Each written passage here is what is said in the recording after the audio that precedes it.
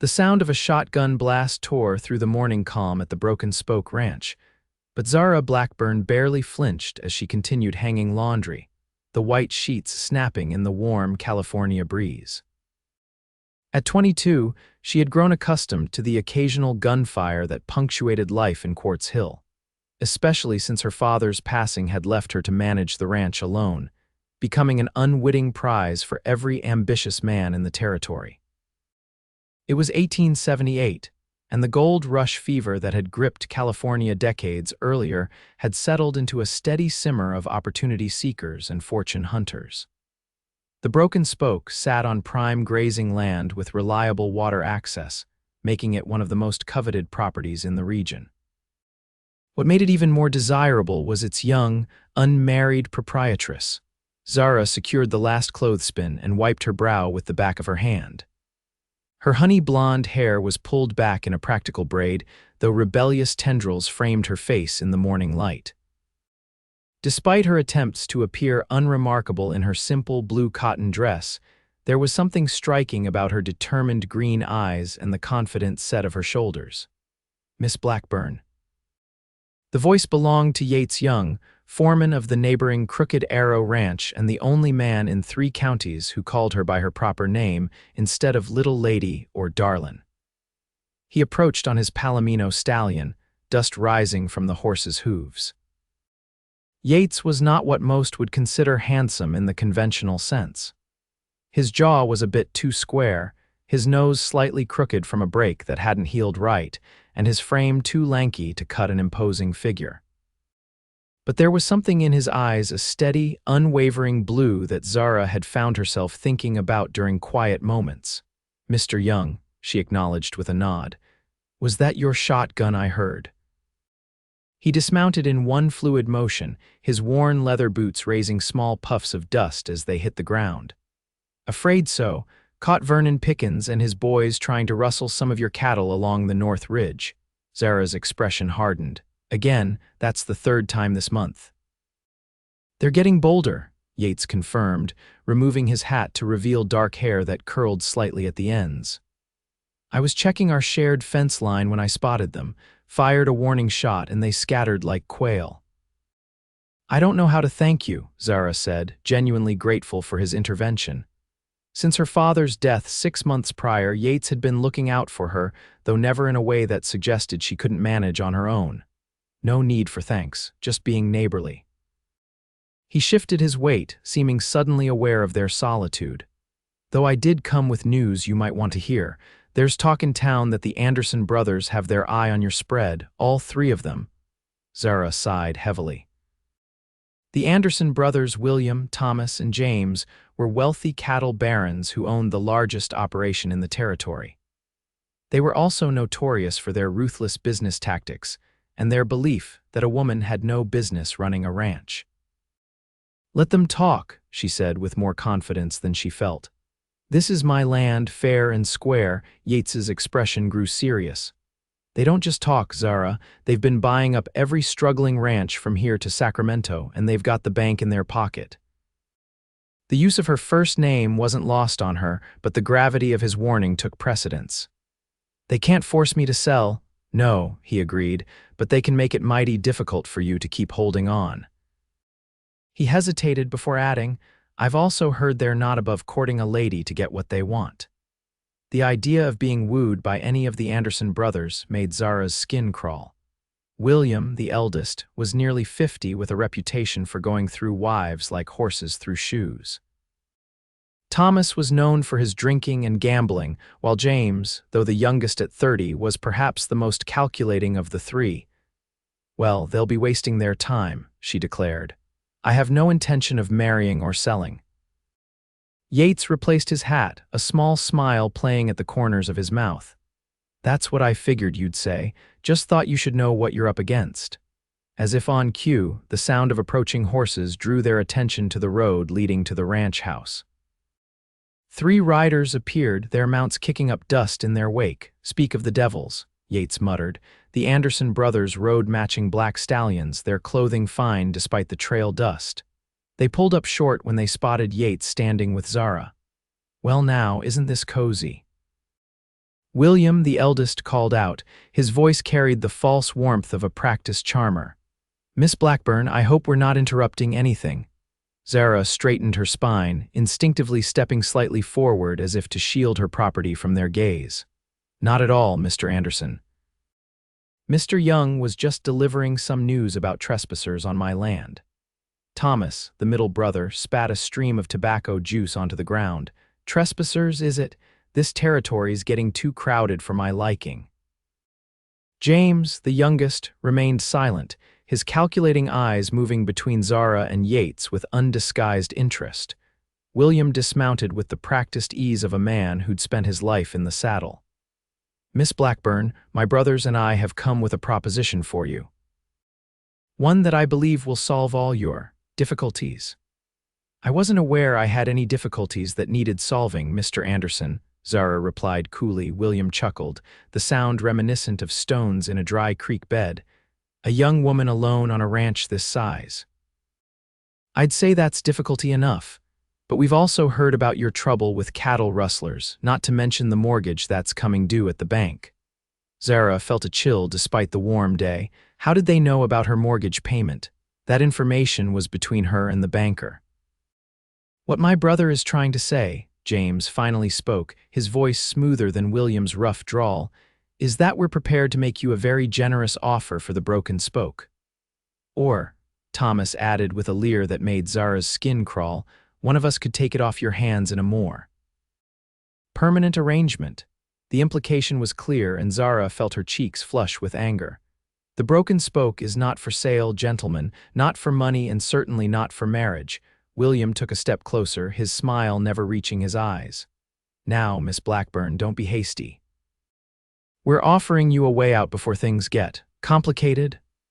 "I believe the lady gave you her answer," Yates said quietly, moving to stand beside Zara. There was something in his stance that suggested he was prepared for trouble, though his expression remained calm. William's gaze hardened as he looked at Yates. "This isn't your concern, Young. This is between us and Miss Blackburn." "Actually," Yates said, his voice carrying an authority that belied his lean frame, "I'm making it my concern."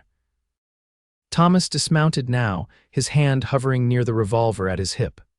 "You're outnumbered, Cowboy." "Am I?" Yates asked mildly. It was only then that Zara noticed the 4 ranch hands who had appeared at various points around the yard, each casually armed and watching the exchange with interest. They were her employees, loyal men who had worked for her father and stayed on after his passing. James, ever the pragmatist, remained mounted. "Gentlemen, let's not get ahead of ourselves. We came to make a business proposition, not start a range war." William glared at Yates for a long moment before turning back to Zara with a forced smile. "Think about our offer, Miss Blackburn. We'll give you fair market value for the ranch, and you can move to town, perhaps open a little shop. It would be a much more suitable life for a young lady." "Or," Thomas added with a grin that showed tobacco-stained teeth, "you could consider taking one of us for a husband. I'd volunteer myself, but any of us would be happy to oblige." Yates took half a step forward, his voice dropping to a dangerous level. "She's not available for your consideration, gentlemen." William raised an eyebrow. "Oh, and why is that?" "Because," Yates said evenly, "she's already claimed by me." The statement hung in the air like gunsmoke after a shootout. Zara's head whipped around to stare at Yates, her eyes wide with shock. The Anderson brothers looked equally stunned. "Is that so?" William finally asked, looking between them skeptically. Before Zara could contradict him, Yates placed a gentle hand at the small of her back. "We've been keeping it quiet, what with all the vultures circling the broken spoke lately. But yes, Miss Blackburn and I have an understanding." Zara felt as though the ground had tilted beneath her feet. An understanding, they had no such thing, yet something kept her from denying it outright. Perhaps it was the way the Anderson brothers were looking at her like wolves eyeing a wounded deer, or perhaps it was the steady pressure of Yates's hand at her back, warm and reassuring. "Well," James said after an uncomfortable silence, "this is unexpected." Thomas spat again. "I don't believe it for a second. Young's just trying to stake a claim on the property himself." Yates smiled, a genuine expression that transformed his face. Believe what you want, Anderson, but Miss Blackburn and I would appreciate it if you'd take your business elsewhere." William studied them for a long moment, his eyes narrowed in suspicion. "Is this true, Miss Blackburn? Has Young here actually managed to win your hand?" All eyes turned to Zara. She could feel Yates tense beside her, waiting for her answer. In that moment, she made a decision that would alter the course of her life. "Mr. Young and I have indeed come to an understanding," she said, her voice steady despite the hammering of her heart, "though we had hoped to announce it in our own time." The lie felt strange on her lips, yet there was something exhilarating about it too, like jumping into the swimming hole as a child, not knowing how deep the water might be. William's face darkened with anger, but he quickly masked it behind a stiff smile. "Well, congratulations are in order then. Though I must say, Miss Blackburn, I'm surprised at your choice. I would have thought a woman of your standing would aim higher than a simple ranch foreman." "I value loyalty and honor above wealth and position, Mr. Anderson," Zara replied coolly.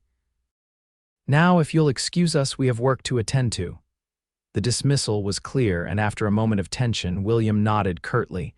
"Very well, but remember our offer stands should your circumstances change." The brothers mounted up, with Thomas shooting a final suspicious glance at the couple before they rode away, dust billowing in their wake. As soon as they were out of earshot, Zara stepped away from Yates's touch, turning to face him with fire in her eyes. What in heaven's name was that about? Yates had the grace to look sheepish, removing his hat once more and running a hand through his hair. "I apologize for speaking out of turn, Miss Blackburn. It seemed the quickest way to get rid of them. By claiming I'm spoken for, by you," her voice rose with each word. "They wouldn't have taken no for an answer otherwise, not from a woman alone." His blue eyes met hers steadily. "And they'll be back, make no mistake. They want your land, and they'll do whatever it takes to get it." Zara knew he was right, which only added to her frustration. "So what happens now?" "We continue this charade." Yates considered her question seriously. "Just until you're in a stronger position. Once your mortgage is paid down and you've got a solid season behind you, they'll have less leverage.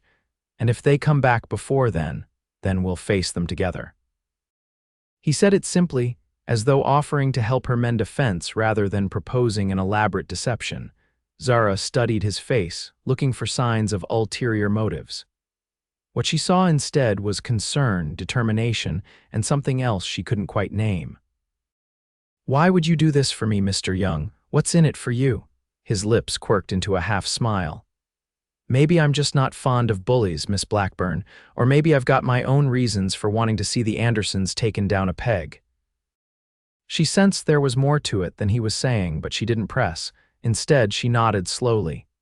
"Very well, Mr. Young, it seems we have an understanding at least for now." "Yates," he said, "if we're supposedly betrothed, you should probably use my given name." "Yates," she repeated, testing the feel of it.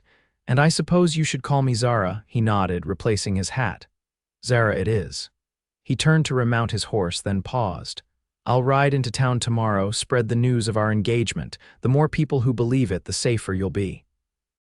"Tomorrow's Sunday," Zara pointed out. "Everyone will be at church. If we're to make this convincing, we should attend services together." Yates looked momentarily uncomfortable. "I'm not much for church going, neither am I, truth be told," Zara admitted, "not since my father died." "But it would make quite a statement." He considered this, then nodded. "I'll collect you at 9 then." As she watched him ride away, Zara wondered what she had gotten herself into. A fake engagement to a man she barely knew, all to protect her ranch from 3 determined brothers. It sounded like something from one of those dime novels her father used to read. Yet as she returned to her laundry, she couldn't help but remember the warm pressure of Yates's hand at her back, and the way his blue eyes had held hers when he'd declared, "She's already claimed. By me." The thought brought an unexpected flush to her cheeks that had nothing to do with the California sun. The news of Zara Blackburn's engagement to Yates Young spread through Quartz Hill faster than a wildfire in August. By the time they arrived at the small white clapboard church on Sunday morning, every eye was upon them, gazes ranging from curious to outright disbelieving. Zara felt uncharacteristically self-conscious in her best dress. a deep green that brought out her eyes. She'd spent extra time on her appearance that morning, telling herself it was merely to make their deception more convincing. Yates, for his part, looked transformed in a clean black suit and freshly polished boots, his usually unruly hair tamed with pomade. "Everyone's staring," she whispered as he helped her down from the wagon. "Let them," he replied quietly, offering his arm. "Just remember we're in love." The simple phrase sent an unexpected flutter through her stomach. In love, what a strange notion.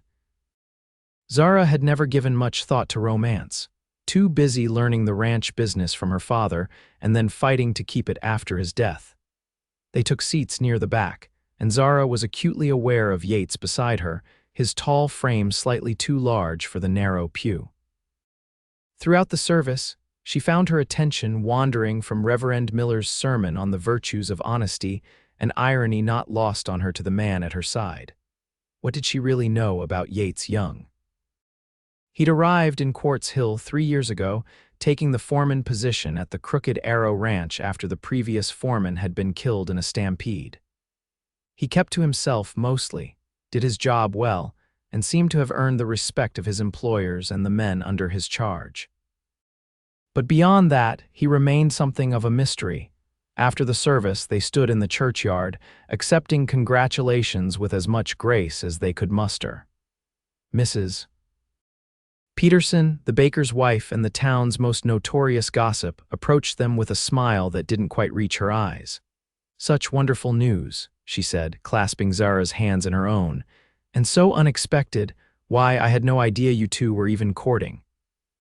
"We kept it private," Zara replied, the lie coming easier now with practice. "What with the ranch to run and all." "How romantic," Mrs. Peterson cooed, though her expression suggested she found it anything but. "And when is the happy day to be?" Zara faltered, realizing they hadn't discussed this crucial detail.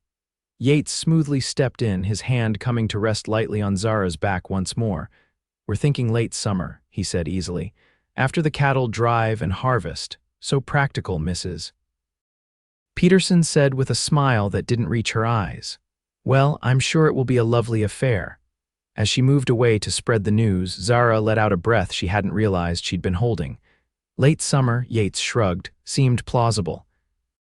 "By then, we'll have either solved your problems with the Andersons or—" He trailed off, "or we'll have to go through with it," she finished, arching an eyebrow, the corner of his mouth twitched. "I was going to say, or found another solution, but I'm flattered by your consideration of the alternative." Before Zara could respond, a shadow fell across them. Looking up, she found herself face to face with James Anderson, the youngest of the 3 brothers. Unlike William and Thomas, who favored flashy attire, James dressed conservatively in a well-tailored gray suit that emphasized his lean build. "Miss Blackburn, Mr. Young," he greeted them with a tip of his hat. "I must offer my congratulations. You've managed to surprise the entire town, my brothers and myself included." "Thank you, Mr. Anderson," Zara replied cautiously. James's eyes, a calculating gray, studied them both. "I couldn't help but overhear that you're planning a late summer wedding. That's quite a wait for 2 people so enamored with each other." Yates's arm slipped around Zara's waist, pulling her slightly closer. "Some things are worth waiting for, Anderson." "Indeed," James agreed smoothly, "though I wonder if the bank will be equally patient regarding Miss Blackburn's mortgage payments." Zara felt a chill despite the warm day. "My finances are none of your concern, Mr. Anderson." "Perhaps not directly," he conceded. "But I do happen to be on friendly terms with Mr. Holloway at the bank. He mentioned your next payment is due at the end of the month." The threat was thinly veiled, and Zara felt Yates tense beside her. "The payment will be made on time," she assured him, even as she wondered how she would manage it. The spring cattle sales had been disappointing, and much of her reserve had gone to repairs after winter storms damaged the barn. James smiled, a gesture that didn't warm his calculating eyes. "I'm sure it will, and if not, well, my offer still stands, any of my offers, in fact." He tipped his hat once more and moved away, leaving an uncomfortable silence in his wake. "He knows," Zara whispered once he was out of earshot. "He suspects," Yates corrected, "but he can't prove anything." It doesn't matter. If he's as close to Holloway as he claims, he could convince the bank to foreclose. Yates's expression grew serious.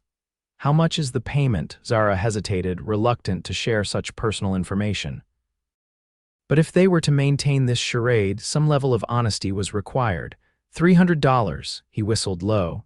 That's steep. The drought 2 years ago forced my father to take out a larger loan than he'd planned, she explained. We've been playing catch-up ever since. Yates nodded thoughtfully. I might have a solution, but we should discuss it somewhere more private. They made their goodbyes, enduring more knowing looks and questions about wedding plans before finally escaping to Yates's wagon. As they drove away from town, Zara felt some of the tension ease from her shoulders. Thank you, she said after a while, for stepping in with Mrs. Peterson, and for not revealing how dire my financial situation is. Yates kept his eyes on the road, but she saw a small smile play at the corners of his mouth. What kind of fiancé would I be if I aired my beloved's financial troubles to the town gossip? The word beloved sent another of those strange flutters through Zara's stomach, which she firmly ignored. So what's this solution you mentioned? He hesitated, seeming to choose his words carefully. There's a horse auction in Sacramento next weekend, some fine breeding stock coming up for sale. Zara frowned in confusion. How does that help me? I can't afford to buy more horses. No, he agreed, but I've got a mare that's worth at least $400 to the right buyer. I was planning to sell her anyway. The offer took her by surprise. Yates, I can't accept your money. It's not charity, he said quickly. Consider it an investment. The Crooked Arrow and the Broken Spoke have always had good relations. Your success is good for both ranches. Zara studied his profile, noting the stubborn set of his jaw. And if I refuse, then you risk losing everything your father built, he said bluntly, and the Andersons win. Is your pride worth that? Put like that, the answer was clear. No, she admitted quietly, but I insist on treating it as a loan with interest. Yates glanced at her, amusement dancing in his blue eyes. You drive a hard bargain, Miss Blackburn. Zara, she reminded him, and yes, I do. My father taught me well. They fell into a companionable silence as the wagon rolled through the golden California countryside. Spring had painted the hills in vibrant greens and scattered wildflowers across the landscape, a brief but spectacular show before the summer heat turned everything to tawny gold. As they approached the turnoff to the Broken Spoke, Yates slowed the horses. I should get back to the Crooked Arrow. Mr. Preston will be wondering where I've gone. Zara nodded, suddenly reluctant for their time together to end. Will you come by tomorrow to discuss the details of your trip to Sacramento? I'll come after my morning duties, he promised. Around noon, if that suits. It does, she said, then added impulsively, stay for dinner, as thanks for today. His smile then was genuine and warm, transforming his face in a way that made Zara's breath catch. I'd like that. He helped her down from the wagon, his hands strong and sure at her waist. For a brief moment, they stood close enough that she could smell the clean scent of soap and the faint spice of his shaving lotion. Then he stepped back, tipping his hat before climbing back into the wagon. Until tomorrow, Zara, he said, her name sounding different somehow in his deep voice. Until tomorrow, Yates, she echoed. As she watched him drive away, Zara wondered again what she had gotten herself into. A fake engagement that was becoming more complicated by the day. A financial arrangement that blurred the lines between business and personal, and most confusing of all, these unexpected feelings that stirred whenever Yates Young was near. Shaking her head at her own foolishness, she turned toward the ranch house. She had work to do and no time for romantic notions. The Broken Spoke needed her full attention, now more than ever. But as she walked up the path, she couldn't help but look forward to noon tomorrow and the prospect of Yates Young sitting at her dinner table. True to his word, Yates arrived at the Broken Spoke just as the sun reached its zenith the following day. Zara watched his approach from the porch, where she'd been shelling peas for dinner. She'd spent the morning checking fence lines and moving cattle to fresh pasture, yet she'd still found time to bake an apple pie his favorite, according to one of her ranch hands who'd once worked with Yates. Right on time, she called as he dismounted. He secured his horse to the hitching post and approached, removing his hat as he stepped onto the porch. "A man's only as good as his word," he replied simply. There was something different about him today, a tension around his eyes that hadn't been there yesterday. "Is everything all right?" she asked. Yates hesitated, then nodded toward the porch chairs.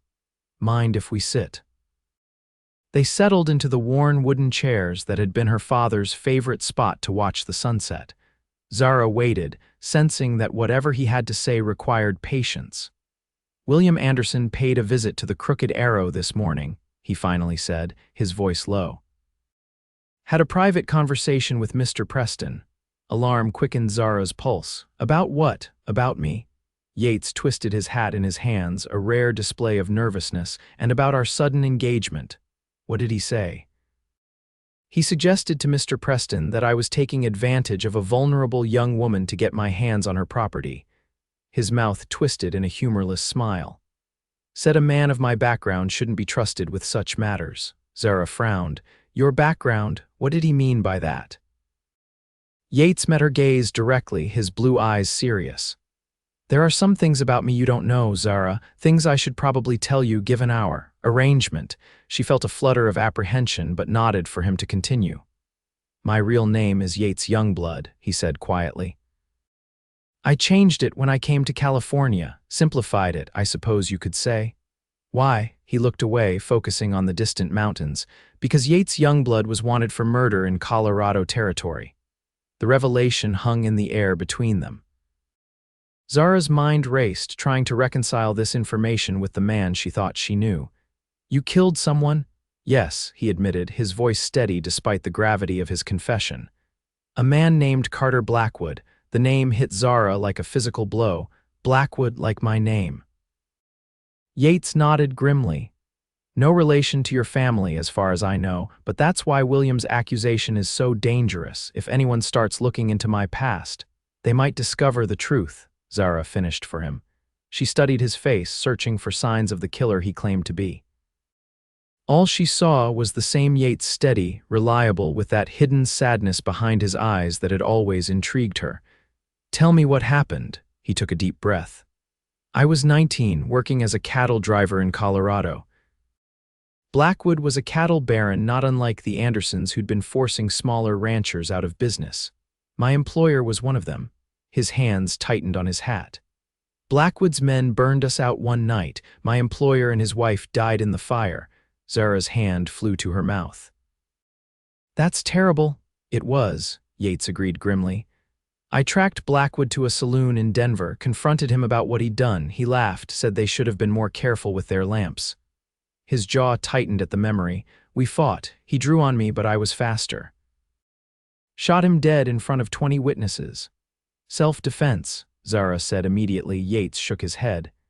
"That's what I claimed, but Blackwood had friends in high places. The territorial judge was in his pocket. I was charged with murder, facing the gallows, so I ran." Zara absorbed this information in silence. Finally, she asked, "Does Mr. Preston know?" "Some of it, enough to give me a chance." Yates met her gaze again. "I've built a new life here, Zara. I'm not that angry young man anymore. But if William Anderson digs into my past, he could use it against you," she finished. "Against us both." "Yes, and that's not fair to you." He leaned forward, elbows on his knees. "Perhaps we should end this charade now before things get more complicated." The suggestion sent an unexpected pang through Zara's chest. "No," she said firmly. "The Andersons would see that as weakness. They'd be at my door within the hour." "But if they discover my past, then we'll face that together," she interrupted. "Besides, I'm not convinced you did anything wrong. You stood up to a man who murdered innocent people." Yates looked at her with something like wonder. "Most women would be running for the sheriff by now." "I'm not most women," Zara replied simply.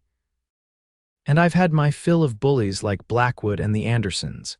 Men who think their money and power put them above the law." A smile slowly spread across Yates's face, transforming it in that way that made Zara's breath catch. "No, you certainly aren't most women," he agreed softly.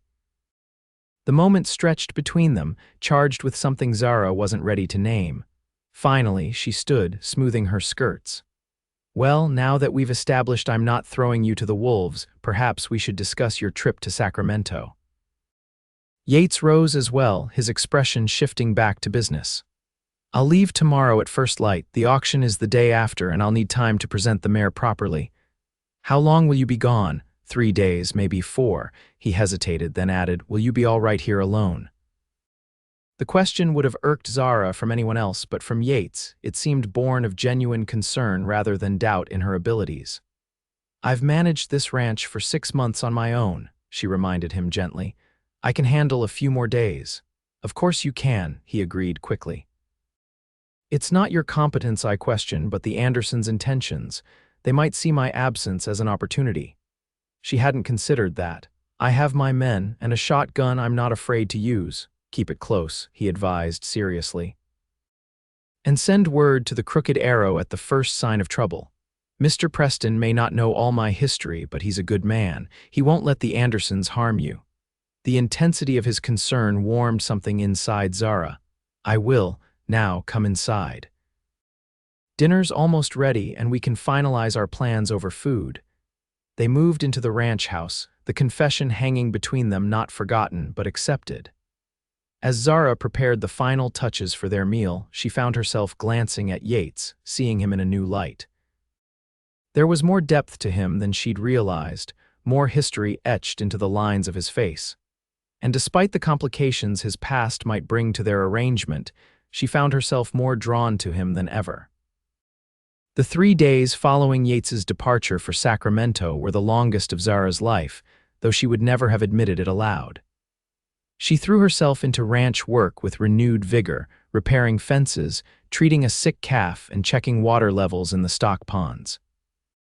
The physical labor helped distract her from worrying about both Yates's mission and the ever-present threat of the Anderson brothers. On the afternoon of the 3rd day, as Zara was returning from the north pasture, she spotted a cloud of dust on the road leading to the ranch house. Her heart leaped at the thought that it might be Yates returning early, but as the riders drew closer, her hope turned to apprehension.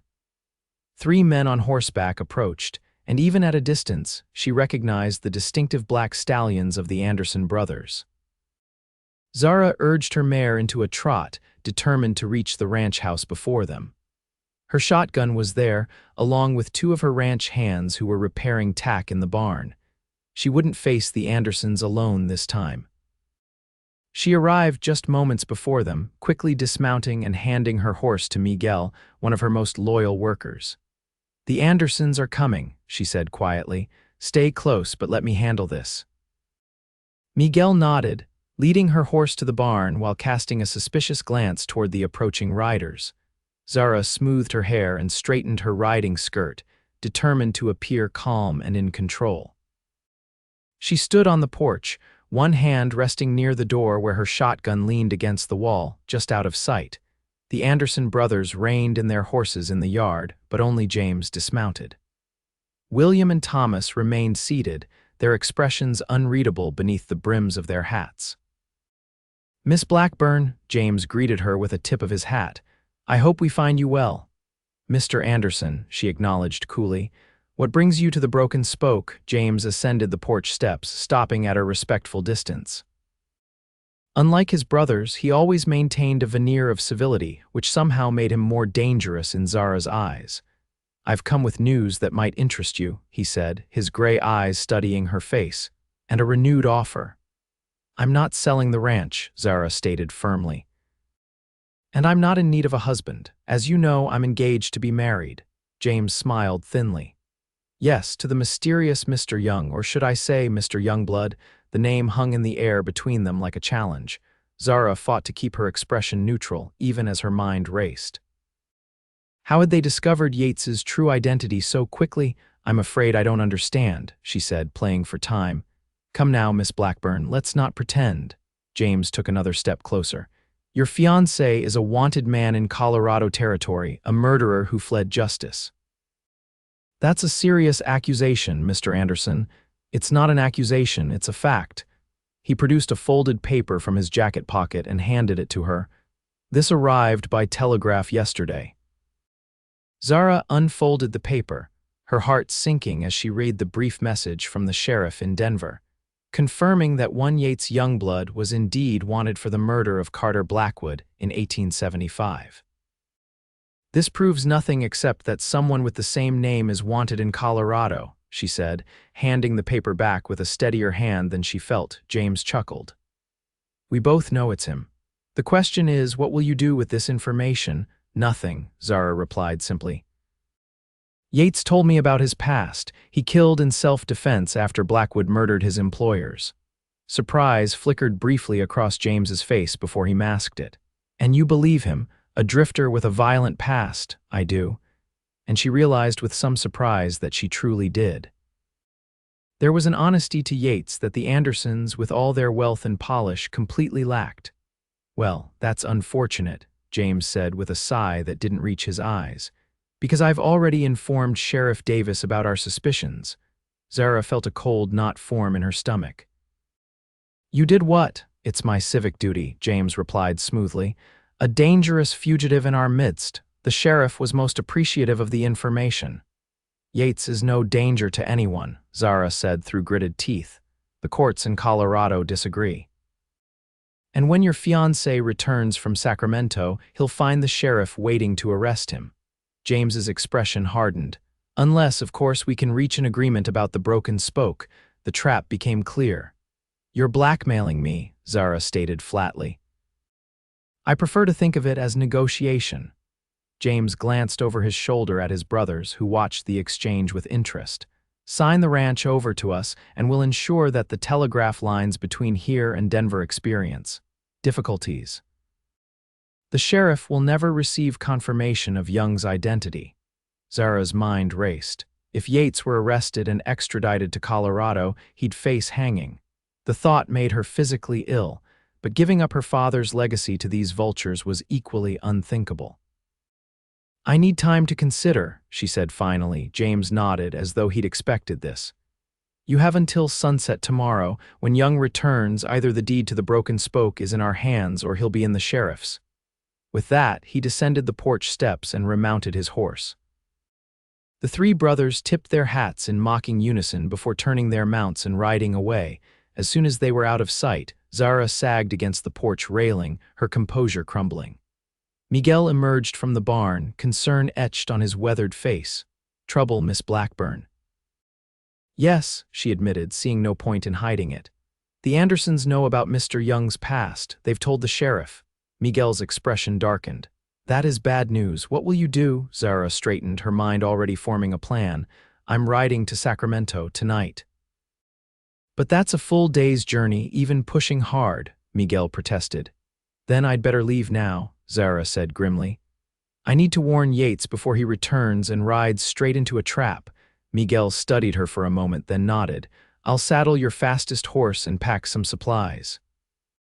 "And Miguel," Zara added, "not a word to anyone about where I've gone. If the Andersons come back, tell them I'm considering their offer."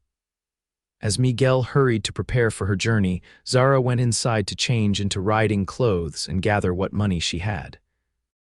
The idea of traveling alone was daunting, but the alternative, letting Yates ride unknowingly into an arrest that could lead to his death, was unthinkable.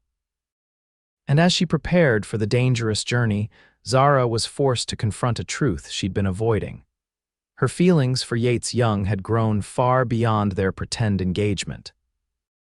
Somewhere between his steady presence, his quiet strength, and his willingness to help her despite the risk to himself, she had begun to care for him deeply. Now she could only hope she would reach him in time to save him from the consequences of his past, a past that had collided with her present in ways neither of them could have foreseen. The road to Sacramento stretched endlessly before Zara as she rode through the night. The moon provided enough light to follow the trail, but every shadow seemed to harbor potential dangers. She had never traveled this route alone, and the sounds of nocturnal animals and the occasional distant howl of coyotes kept her on edge. Still, she pushed on, stopping only briefly to rest her horse and take sips from her canteen. By dawn, her muscles ached from hours in the saddle and exhaustion dragged at her eyelids, but the thought of Yates in danger spurred her forward. The landscape gradually changed as she approached Sacramento, farmland replacing open range and traffic on the road increasing.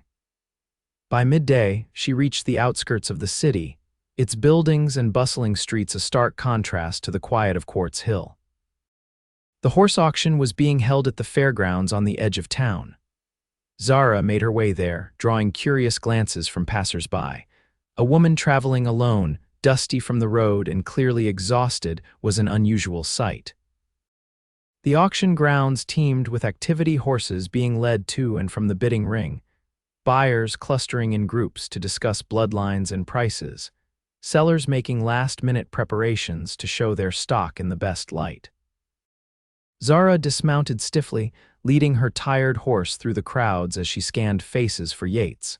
After nearly an hour of searching, she began to fear she'd missed him entirely. What if he'd already left for home? What if he was already riding into the sheriff's trap? Just as desperation began to set in, she caught sight of a familiar figure leading a Palomino mare toward the seller's stables. Relief washed over her in a dizzying wave. "Yates," she called, pushing through the crowd. He turned at the sound of her voice, his expression shifting from confusion to alarm as he recognized her. Quickly handing the mare's lead to a nearby stable hand, he strode toward her, closing the distance in long steps. "Zara, what are you doing here? What's happened?" His hands grasped her shoulders, blue eyes scanning her face with concern. "The Andersons," she said, suddenly breathless with exhaustion and relief. "They know who you are. They've told Sheriff Davis about your past in Colorado." Yates's face paled beneath his tan. "How did they find out?" "I don't know. They sent a telegram to Denver, got confirmation. James showed me the response." She gripped his arm. "They're setting a trap for you. The sheriff will be waiting when you return." A muscle worked in Yates's jaw as he processed this information. "And let me guess, they offered you a deal. The ranch in exchange for my freedom." Zara nodded, impressed despite everything by his quick understanding. "Until sunset tomorrow, I had to warn you." His expression softened as he looked at her, taking in her exhausted state. "You rode all night to reach me." "I couldn't let you ride into their trap," she said simply. Something changed in his eyes, then a warmth kindled that made Zara's heart beat faster despite her fatigue. "Come on," he said gently. "You need rest. We can figure out our next move once you've had some sleep." He led her to the hotel where he was staying, a modest establishment near the fairgrounds. If the clerk was surprised to see Yates returning with a dusty, travel-worn woman, he hid it well, merely handing over the key with a nod. The room was small but clean, with a narrow bed, a washstand, and a chair by the window. Zara hesitated in the doorway, suddenly aware of the impropriety of their situation. Yates seemed to read her thoughts. "I'll find another room," he said. "You take this one?" "No," she said quickly.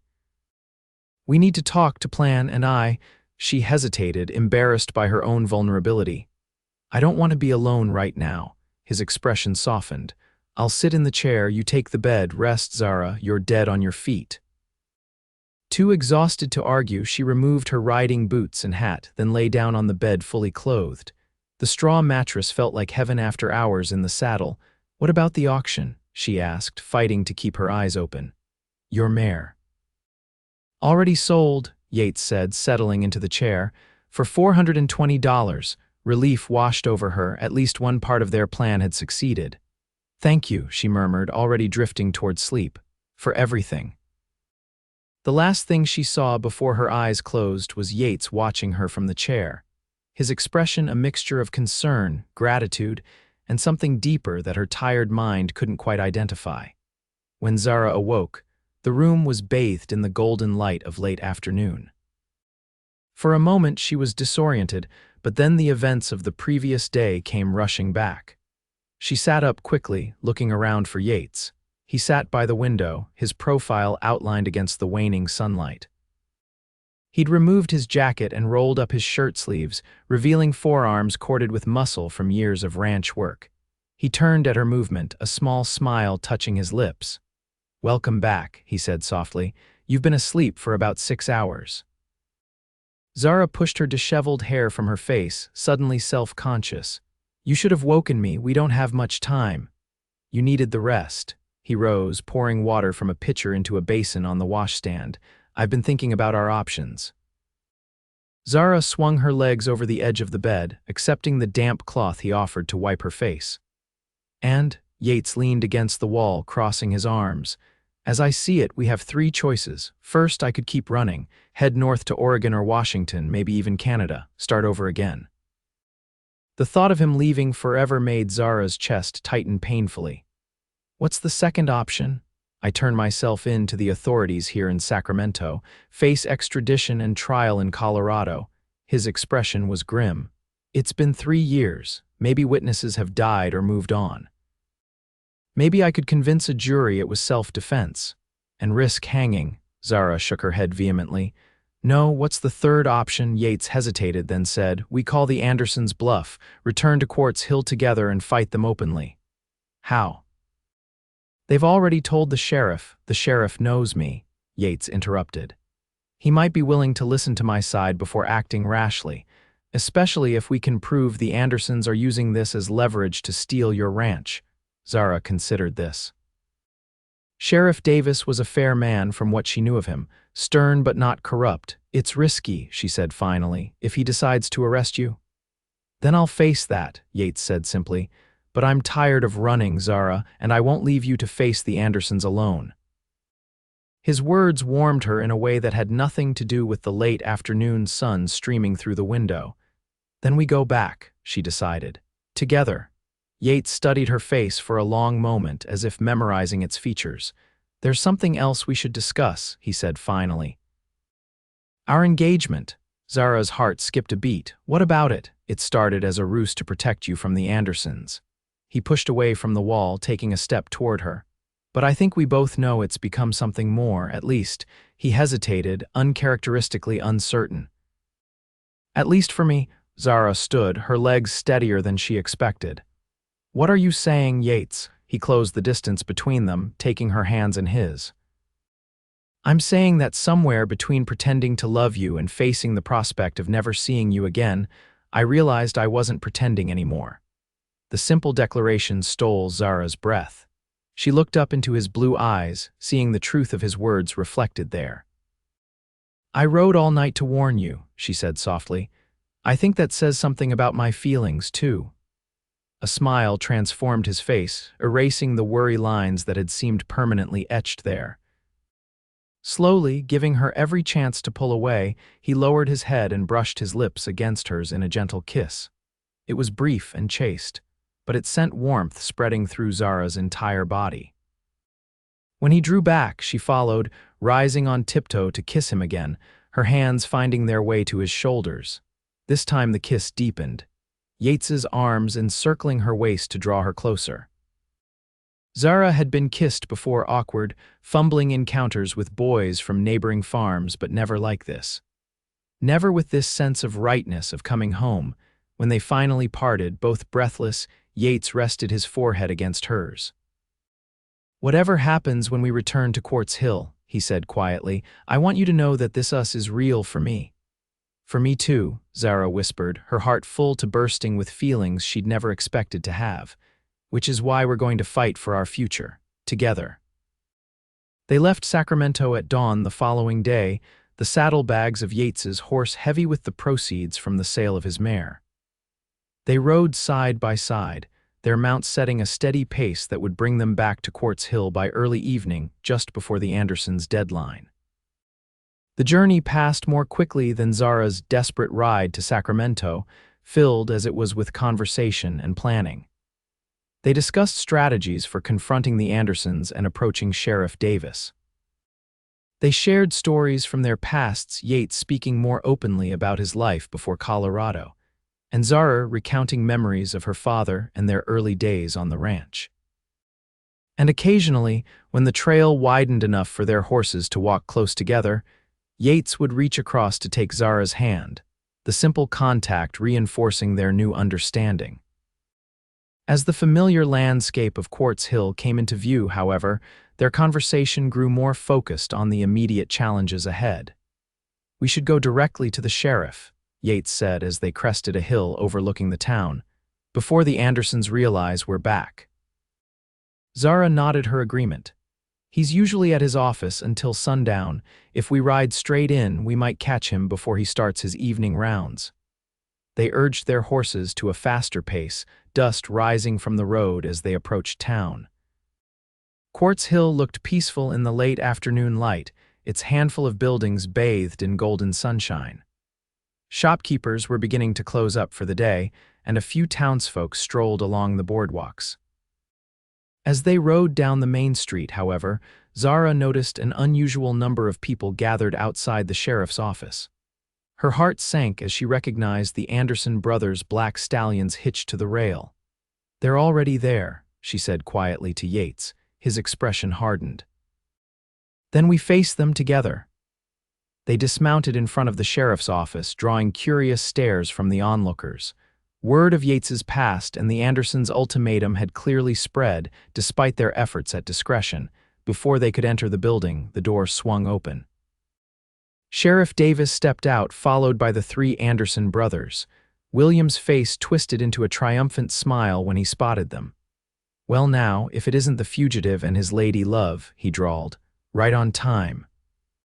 Sheriff Davis, a tall man with graying hair and a weathered face, looked between Yates and the Andersons with narrowed eyes. "Mr. Young," he said evenly. "Or should I say Mr. Youngblood?" Yates stepped forward, his posture straight and proud. "Sheriff Davis," he acknowledged with a nod. "I believe the Andersons have been telling you about my past." "They have indeed," the sheriff confirmed. "Claim you're wanted for murder in Colorado territory. That true?" "It is," Yates admitted, his voice carrying clearly to the growing crowd. "I killed a man named Carter Blackwood in 1875. He had murdered my employers by burning them in their home, and when I confronted him, he drew on me. I shot in self-defense." Murmurs rippled through the onlookers. Sheriff Davis's expression remained impassive. "Why'd you run if it was self-defense?"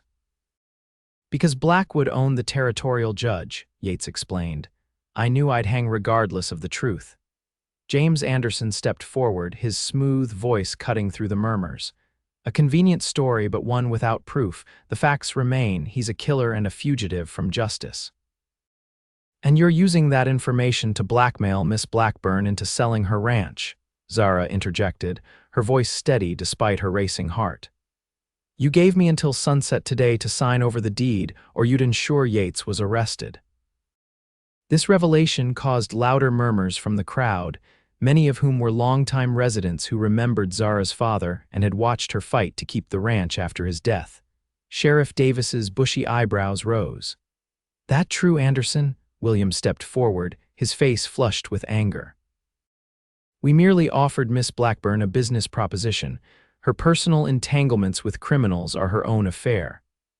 "A business proposition with a deadline that coincides exactly with your revelation about Mr. Young's past?" the sheriff asked skeptically. Thomas Anderson, who had remained silent until now, spat a stream of tobacco juice onto the street. "Ain't no law against making an offer on a piece of property." "No," Sheriff Davis agreed, "but there might be laws against the kinds of pressure you've been applying." He turned to Yates. "As for you, I've got a telegram here from Denver confirming there's a warrant for your arrest." Yates nodded, accepting this with a calmness that Zara admired even as fear clutched at her heart. "However," the sheriff continued, "I've also got this." He pulled another paper from his vest pocket. "Came in just this morning. Seems the case has been reopened in Colorado. New witnesses came forward about Blackwood's activities, including the fire that killed your employers." Hope flared in Zara's chest. "What does that mean?" "It means," Sheriff Davis said slowly, "that while I should technically arrest Mr. Youngblood here and hold him for extradition, I'm inclined to give Colorado a chance to sort out their own mess first. Especially given the suspicious timing of the Andersons' sudden civic concern." William Anderson's face darkened with rage. "This is outrageous. He's a confessed killer." "And you're trying to use that fact to force Miss Blackburn off her land," Sheriff Davis replied evenly. "Now, I suggest you three reconsider your business tactics in this town. I may be getting on in years, but I've still got a good eye for the difference between justice and opportunism." The crowd's mood had shifted, with several people nodding in agreement with the sheriff's assessment. The Andersons, sensing the change, exchanged glances. "This isn't over," James said quietly, his gray eyes cold as he looked at Yates and Zara. "Not by a long shot." "Actually," came a new voice from the edge of the crowd, "I believe it is." The crowd parted to reveal Mr. Preston, Yates's employer from the Crooked Arrow Ranch. He was a small man with a big presence, respected throughout the territory for his fair dealings. "Preston," William acknowledged warily. "What brings you to town?" Mr. Preston stepped forward, leaning heavily on his walking stick. "I received an interesting visitor yesterday evening. A man from the territorial marshal's office investigating complaints about certain cattle operations in the region." His sharp eyes fixed on the Andersons. "Seems there have been allegations of fence cutting, water rights violations, and intimidation of smaller ranchers. Your name came up quite prominently." The Andersons' faces registered varying degrees of alarm. Cattle rustling and fence cutting were serious offenses in ranching communities, sometimes punishable by hanging if they led to loss of life or livelihood. "Baseless accusations," James said smoothly, though a muscle twitched in his jaw. "Perhaps," Mr. Preston agreed, but the marshal seemed quite interested in pursuing the investigation, especially after I mentioned your particular interest in the broken spoke. Sheriff Davis stroked his mustache thoughtfully. "I'd be happy to assist the marshal in his inquiries. Perhaps we should start with those incidents of cattle rustling on Miss Blackburn's North Ridge." The trap was closing around the Andersons, and they knew it. William's face was flushed with barely contained fury. Thomas looked nervously between his brothers and the crowd, and even James's usual composure seemed strained. "Now might be a good time for you gentlemen to reconsider your business interests in this area," Mr. Preston suggested mildly. "I hear Nevada has some promising opportunities these days, quite far from territorial marshals and their inconvenient investigations." The implication was clear. Leave Quartz Hill and the charges might not be pursued. Stay and fight and face the full scrutiny of the law. After a tense moment, William nodded curtly. "Perhaps we have been too aggressive in our approach." He turned to Zara, his smile a brittle thing. "Miss Blackburn, please accept our apologies for any misunderstandings. We withdraw our offer for your property." "And the matter of Mr. Young's past," Zara pressed, "is between him and the authorities in Colorado," James finished smoothly. "We have no further interest in the matter." Sheriff Davis nodded, satisfied. "Glad we could reach an understanding." "Now, I believe you gentlemen were just leaving town." The dismissal was clear. With as much dignity as they could muster, the Anderson brothers mounted their black stallions and rode slowly down the main street, the crowd parting to let them pass. As they disappeared from view, Zara let out a breath she hadn't realized she was holding. Yates's hand found hers, squeezing gently. "It's not over with them," he said quietly. "Men like that don't forgive easily." "No," she agreed, "but they'll think twice before coming after us again." Sheriff Davis approached them, his expression serious. "You're not entirely off the hook, Young, or Youngblood, I should say. I'm giving you a chance based on this new information from Colorado, but if they decide they still want you for trial, I'll have to bring you in." Yates nodded. "I understand, Sheriff, and I appreciate your fairness." Mr. Preston joined them, his sharp eyes taking in their clasped hands with interest. "I see congratulations are in order for more than just your victory over the Andersons." Zara felt her cheeks warm but didn't release Yates's hand. "Our engagement may have started as a strategy, Mr. Preston, but it's become something quite real." The older man smiled, revealing teeth stained from years of coffee and cigars. "I suspected as much. Youngblood here has been mooning over you since your father's funeral, though he'd never admit it." Yates cleared his throat, clearly embarrassed. "I wouldn't put it quite that way, sir." "No, I expect you wouldn't," Mr. Preston agreed with a chuckle. "Too proud by half. But I'm glad to see you found some happiness, both of you. God knows you deserve it after all you've been through." As the crowd began to disperse, their excitement waning now that the confrontation had ended, Yates turned to Zara. "We should head back to the ranch."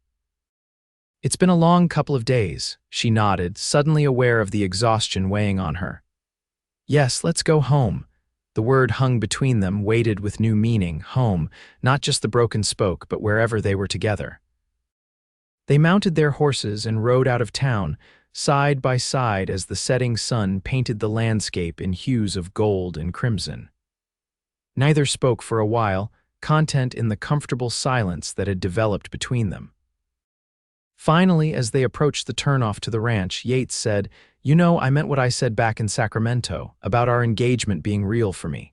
Zara smiled, happiness warming her despite her fatigue. "I know, it's real for me too." "Good," he said simply. Then, after a moment, "Because I was thinking we might not wait until late summer for the wedding after all." The suggestion sent a thrill through Zara that had nothing to do with exhaustion. "Oh, did you have a different date in mind?" He grinned, looking younger and more carefree than she'd ever seen him. "How about next month, after the spring roundup but before the summer heat really sets in?" "Next month," she repeated, testing the idea. It felt right, like everything about Yates did.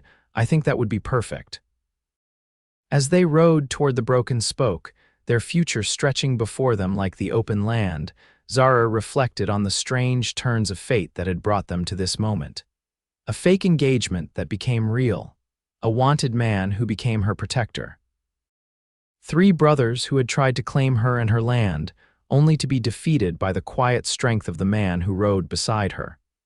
And as the ranch house came into view, silhouetted against the sunset, she knew with absolute certainty that whatever challenges lay ahead, they would face them together. The wedding of Zara Blackburn and Yates Young, as he continued to be known in Quartz Hill, was held on a perfect May day, with wildflowers carpeting the hills and a gentle breeze carrying the scent of sage and pine. They exchanged vows under an arch of twisted willow branches at the broken spoke, with Mr. Preston standing as Yates's best man and Mrs. Peterson, who had quickly changed allegiances once the Andersons left town, helping Zara with her wedding dress. The ceremony was small but joyful, attended by ranch hands from both the Broken Spoke and the Crooked Arrow, along with most of Quartz Hill's residents. Sheriff Davis gave the bride away, a role he accepted with gruff pride in honor of Zara's father. As Zara recited her vows, looking up into Yates's blue eyes, she marveled at how much had changed in such a short time. Just months ago, she had been fighting alone to keep her father's legacy intact. Now she stood with a partner by her side, their strength combined, their futures intertwined. The kiss that sealed their union was sweet and lingering, bringing cheers from the assembled guests. When they turned to face their friends as husband and wife, Zara felt a sense of completion she hadn't known was missing from her life. The celebration continued well into the evening, with fiddle music, dancing, and enough food to feed twice their number. As the sun began to set, casting long shadows across the ranch yard, Yates led Zara away from the revelry to a quiet spot behind the barn. "Happy?" he asked, his arms encircling her waist. "More than I thought possible," she admitted, resting her head against his chest. The steady beat of his heart beneath her ear was the most reassuring sound she'd ever heard. "I have something for you," Yates said, reaching into his pocket. He produced a folded paper and handed it to her. "It arrived yesterday. I wanted to wait until we were married to show you." Curious, Zara unfolded the paper. It was a telegram from Denver, addressed to Sheriff Davis but obviously passed along to Yates. As she read its contents, her eyes widened. "The charges have been dropped," she breathed, looking up at him in wonder. "You're free," Yates nodded, his expression a mixture of relief and lingering disbelief. "Seems those new witnesses Mr. Preston mentioned were quite convincing." The territorial prosecutor reviewed the case and determined it was clearly self-defense. "They've closed the file." Joy bubbled up inside Zara, spilling over in laughter as she threw her arms around his neck. "You're free," she repeated, "truly free." "Free to build a life with you," he agreed, holding her close. "No more looking over my shoulder, no more wondering if today's the day my past catches up with me." They stood together as the last light faded from the sky, wrapped in each other's arms and the promise of their future. The sounds of the wedding celebration drifted to them on the evening breeze: laughter, music, the clink of glasses in toast after toast to their happiness. "We should get back," Zara said eventually, though she made no move to leave the circle of his arms. "They'll be missing us." "Let them miss us a while longer," Yates murmured, lowering his head to kiss her once more. "Mrs. Young." The name, her new name, sent a thrill through Zara. "Mrs. Young," she repeated softly. "I like the sound of that." They returned to their guests hand in hand, their faces glowing with a happiness that had nothing to do with the lanterns now illuminating the yard, and everything to do with the future stretching before them, a future they would build together on the land they both loved. 2 years later, Zara stood on the porch of the Broken Spoke, watching as Yates rode in from checking the north pasture. Their son, Thomas, named for Zara's father, played at her feet, his chubby hands stacking wooden blocks with the serious concentration only a 15-month-old could muster.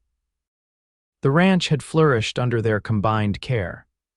The mortgage that had once threatened to sink them was now paid in full, thanks to several successful seasons and Yates's careful management of their finances. They had expanded their herd, improved their breeding stock, and even purchased the adjacent property when old man Jenkins decided to retire to San Francisco. The Anderson brothers had indeed left the territory, as Mr. Preston had suggested. Rumors placed them in Nevada, where their aggressive business tactics had reportedly met with less success than in California. Occasionally, news would filter back to Quartz Hill of their activities, but they had never returned, nor made any further attempts to acquire the Broken Spoke. Yates dismounted and lifted Thomas into his arms, the little boy's delighted squeal bringing a smile to Zara's face. With his father's dark hair and her green eyes, Thomas was a perfect blend of them, both stubborn, curious, and fiercely independent even at his young age. "How are the new calves?" Zara asked as Yates climbed the porch steps, Thomas now perched on his shoulders. "Strong and healthy," he replied, leaning down to kiss her. "Miguel says this might be our best crop yet." They moved into the ranch house together, which had been transformed over the past 2 years. New curtains brightened the windows, the old furniture had been repaired and polished to a warm glow, and photographs of their growing family adorned the walls alongside the weathered portrait of Zara's parents. As Yates set Thomas down to play with his toys, Zara poured coffee for them both, a daily ritual they both cherished these quiet moments before the evening chores demanded their attention. "I had a letter from Mr. Preston today," she said, passing him a steaming cup. "He's thinking of selling the Crooked Arrow." Yates looked up in surprise. "Selling? Why? His health isn't what it used to be, and his children have no interest in ranching. They want him to move east to be closer to them." She hesitated, then added, "He's offering us first chance to buy." Yates whistled low. "The Crooked Arrow, that would more than double our operation." "It would," Zara agreed, "and stretch us thin financially, at least for a while, but with both properties, we'd have the largest ranch in the county." They discussed the possibility as the afternoon light slanted through the windows, weighing the risks against the potential rewards. Thomas played contentedly nearby, occasionally bringing them a toy to admire before returning to his games. "Whatever we decide," Yates said finally, "we decide together. Equal partners," Zara smiled, reaching across the table to take his hand. "I wouldn't have it any other way." As the sun began to set, painting the hills in gold and purple, they moved to the porch swing that Yates had built last summer. Thomas had fallen asleep inside, exhausted from his day of important toddler business, leaving them a rare moment alone. Yates's arm settled around her shoulders as they gently swung, watching the day fade into twilight. "I was thinking about the first time I called you claimed," he said, his voice soft with reminiscence. "Right here on this porch with the Andersons looking like they wanted to skin me alive." Zara laughed softly. "You were very convincing. Even I almost believed we had an understanding." "Well, we do now," he said, pressing a kiss to her temple. "Yes, we do," she agreed, leaning into his solid warmth. They sat in comfortable silence as the first stars appeared in the darkening sky. The distant lowing of cattle and the soft creaking of the swing were the only sounds disturbing the peaceful evening. "You know," Zara said eventually, "if we do buy the Crooked Arrow, we'll need more help around here, especially since—" She paused, a smile playing at her lips. Yates turned to look at her, one eyebrow raised in question. "Especially since what?" Zara took his hand and placed it gently on her still flat stomach. "Especially since Thomas is going to have a little brother or sister come spring." Joy bloomed across Yates's face, transforming it in that way that still made Zara's heart skip a beat after all this time. "Really? You're sure?" She nodded, her own happiness mirroring his. "Dr. Wilson confirmed it yesterday when I went into town for supplies." Yates gathered her into his arms, his embrace gentle yet fierce with emotion. "I love you," he whispered against her hair, "more than I ever thought possible." "And I love you," she replied, the words as true now as the first time she'd spoken them on their wedding day. As night settled fully over the broken spoke, they remained on the porch swing, planning their future and marveling at the journey that had brought them to this moment, a journey that had begun with 3 men trying to claim her, and one cowboy who had said with quiet certainty, "She's already claimed." "By me." It had started as a lie, a desperate strategy to protect her ranch, but like all the best stories, it had become truth in the most unexpected and wonderful way. And as Zara rested in her husband's arms, their child sleeping peacefully inside and another growing beneath her heart, she knew with absolute certainty that she wouldn't change a single step of the path that had led them here to this land, this life, and this love that had claimed them both completely.